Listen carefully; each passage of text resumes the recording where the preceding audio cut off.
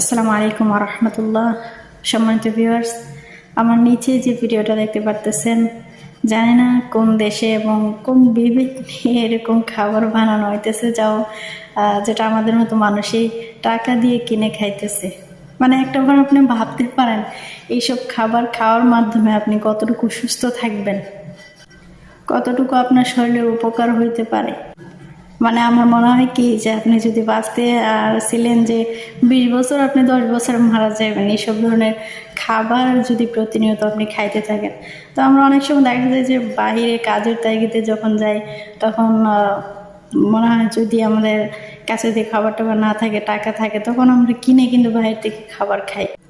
তো এই যদি হয় বাইরের খাবার বানানোর স্টাইল আর এরকম পরিবেশ, এরকম কি বলে তেল দিয়ে, কি বিশ্রী তেল দিয়ে খাবারগুলো, ডিমগুলো বাঁচতেছে, খাবার বানাইতেছে, আস্তাগফিরুল্লাহ আল-আযীম। আসলে কি বলবো, ওরা কি বিবেক নিয়ে যে খাবারগুলো আমাদের মতো মানুষের খাওয়াইতেছে, তাও টাকার বিনিময়ে। আল্লাহু আ'লাম।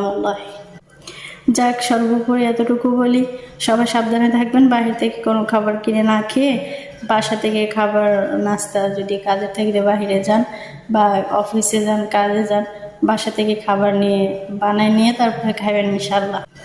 অন্ততপক্ষে বেঁচে যাবেন বিভিন্ন রকম ভয়ঙ্কর রোগ থেকে।